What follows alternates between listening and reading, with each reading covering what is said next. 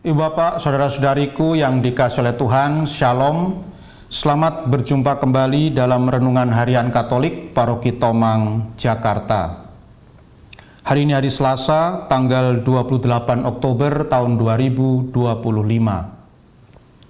Tema renungan kita hari ini adalah taat pada kehendak Bapa. Ibu Bapak, saudara-saudariku yang dikasihi oleh Tuhan, suatu kali saya mendapatkan sharing ya dari seorang ibu ya, dalam satu obrolan ibu ini bersharing kepada saya bahwa dulu ketika dia masih muda dan belum punya anak ya, dia banyak berdoa karena sudah 7 tahun menikah tapi belum punya anak juga ya. Lalu ibu ini tekun berdoa ya, berdoa rosario, koronka, macam-macam ya. Lalu berdoa novena 3 kali Salam Maria, lalu juga rajin berziarah ya ke Gua Maria, ke taman-taman doa untuk memohon supaya dia boleh diberikan seorang anak ya. Dan tentu saja ibu ini mengharapkan kehadiran seorang anak yang normal ya, yang cerdas, yang sehat, yang sempurna ya, dan memiliki karakter yang baik ya, memiliki karakter yang terpuji ya. Dan memang akhirnya Tuhan mengabulkan apa yang dia doakan ya, tetapi sungguh ya bagaikan disambar petir di siang bolong ya. Ibu ini ketika dia di USG ya, akhirnya dia menyadari bahwa anak yang ada di dalam kandungannya itu adalah anak yang berkebutuhan khusus ya. Dokter sudah mendiagnosa bahwa anak yang dikandung ibu ini itu menderita Down syndrome ya, keterbelakangan mental ya, berkebutuhan khusus. Dan ya setelah tentu ibu ini menjadi sangat kaget ya dan sangat terpukul ya, karena ya dia selalu memohon kepada Tuhan supaya diberi anak yang sehat, yang sempurna, yang normal ya, yang tidak ada kekurangan sedikit pun, tetapi ya pada kenyataannya dia harus memiliki seorang anak yang berkebutuhan khusus. Tentu ketika mendengar kata-kata dokter, ibu ini sangat shock ya, sangat terpukul dan sangat sedih ya. Tetapi karena ibu ini iman Katoliknya kuat ya, maka dia pun menerima kenyataan itu. Dia tetap mempertahankan kelahiran anaknya ya. Kemudian anaknya lahir dan memang ternyata benar seperti diagnosa dokter, anaknya ini dilahirkan dalam kondisi berkebutuhan khusus ya, menyandang Down syndrome ya.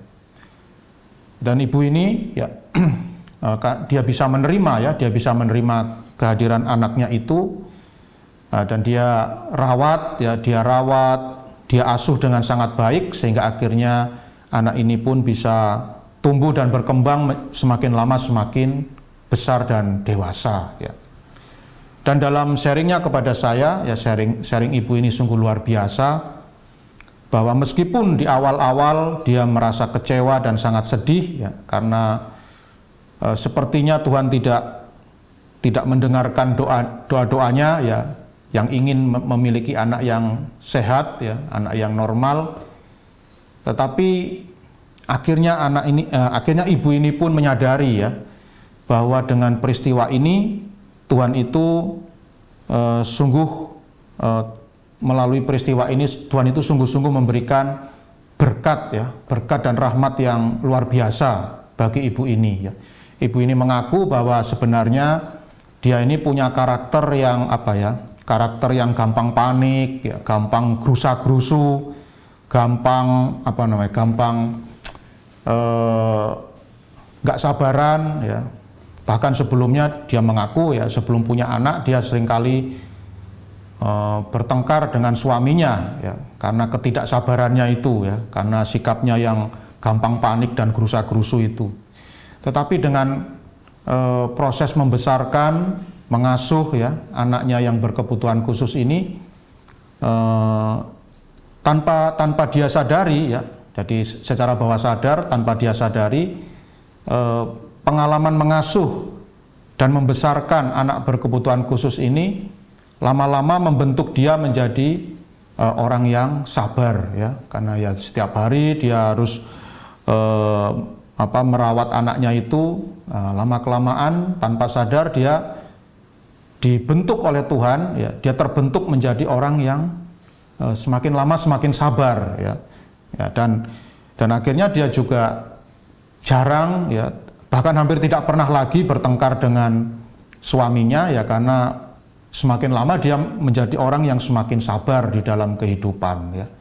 Lalu ibu ini pun berkata kepada saya, itulah Romo, jadi cara Tuhan untuk membentuk orang itu sungguh tidak terduga ya. Awalnya saya kecewa, marah, sedih kepada Tuhan, tetapi akhirnya saya sadar bahwa melalui peristiwa ini sebenarnya Tuhan sedang melatih saya, mendidik saya, membentuk saya menjadi orang yang sabar ya, menjadi orang yang sabar dan tenang dalam menerima kehendak Tuhan ya. Nah, Ibu Bapak, saudara-saudariku yang dikasihi oleh Tuhan, dalam Injil Lukas bab 6 ayat 12 sampai 19 yang dibacakan dalam perayaan Ekaristi hari ini, dikisahkan tentang Tuhan Yesus ya, yang naik ke bukit dan dia berdoa semalam-malaman ya. Untuk apa Tuhan Yesus naik ke bukit dan berdoa semalam-malaman? Tidak lain karena dia mau memilih 12 murid yang akan membantu dia untuk mewartakan Injil ya.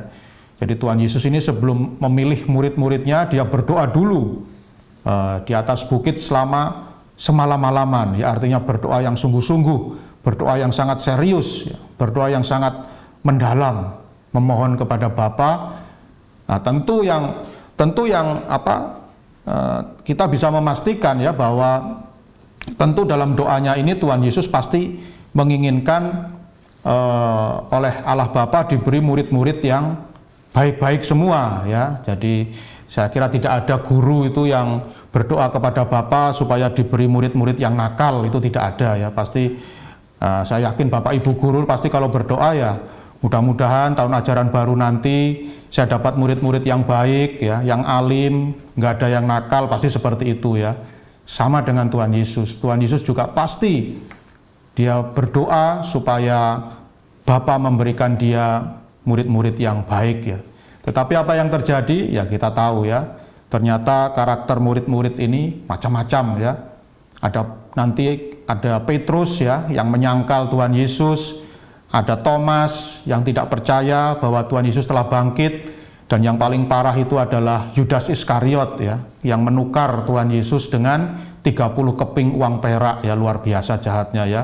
Masa gurunya dikhianati, ditukar dengan hanya 30 keping uang perak, ini kan sebuah kelakuan yang sangat luar biasa ya.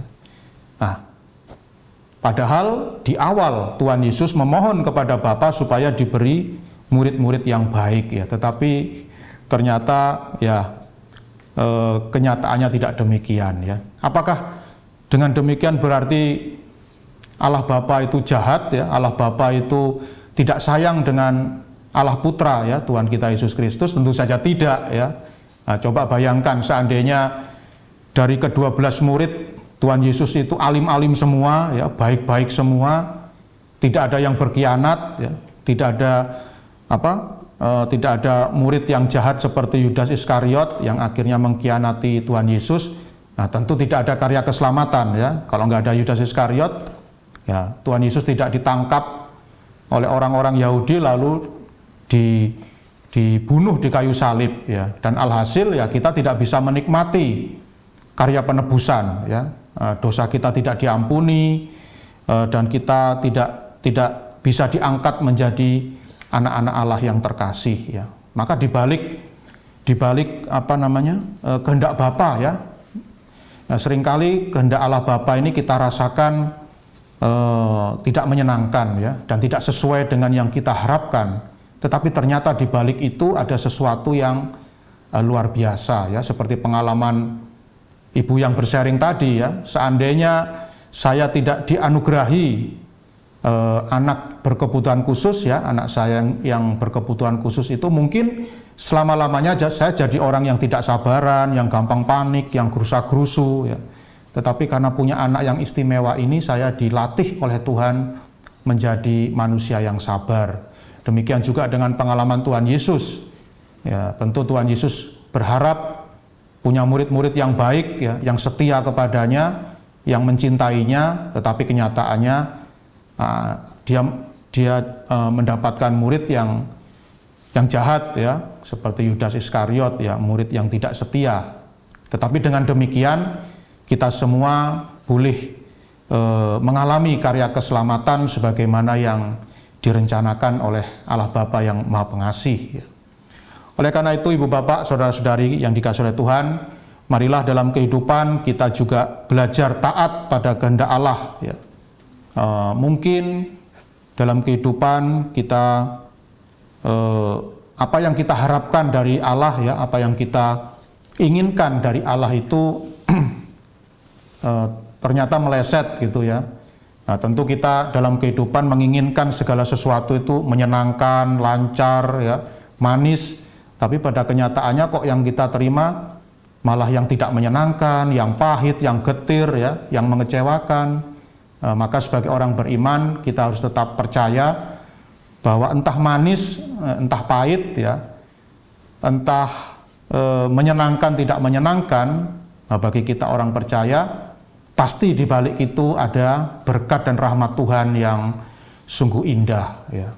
Itulah iman kepercayaan yang seharusnya kita miliki, dan semoga dengan iman kepercayaan akan kasih Tuhan yang luar biasa, kasih Tuhan yang begitu besar bagi hidup kita, kita semua boleh senantiasa memiliki hidup yang penuh sukacita dan damai sejahtera.